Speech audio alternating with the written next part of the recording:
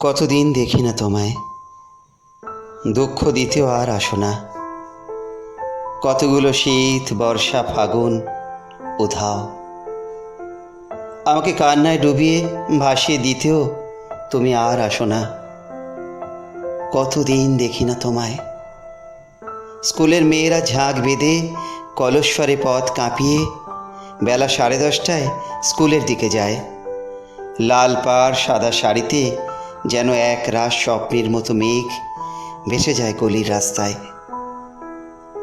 ঝাপসা চোখে মাঝে মাঝে ওই মেঘের মধ্যে তোমার দুই বেনি ঝোলানো আলো জ্বালা মুখটা খুঁজি, মনেই থাকে না তুমি এখন মধ্য 50।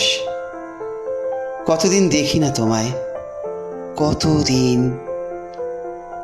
তোমাদের 17 নম্বর বাড়ির 3তলার ব্যালকনিতে আজও ঝোলে রঙিন শাড়ি, হলুদ জামা। তোমাদের 17 নম্বর বাড়িতে ছাদের ওপর এই সেদিনও দেখলাম এক ঝাঁক শালিক।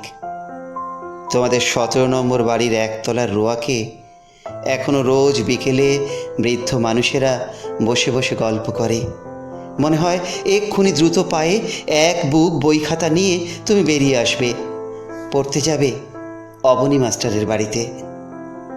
মনেই থাকে না তোমার ঠিকানা কবেই পাল্টে গেছে এবং তুমি আর পড়ো না এখন। কতদিন দেখি না তোমায়, কতদিন।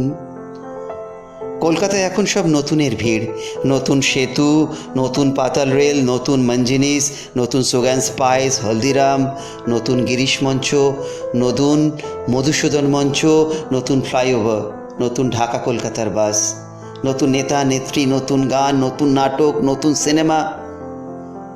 কলকাতার পুরনো বলতে যা যা আজও আছে, রয়ে গেছে এবং হয়তো থেকেও যাবে, তার মধ্যে তুমি একমাত্র, যে প্রতি বছর মহাষ্টমীর সন্ধ্যার মতো পুরনো হয়েও প্রতিদিন সারাদিনই বরাবর নতুন করে দিয়ে যাওয়া অসম্ভব দুঃখ।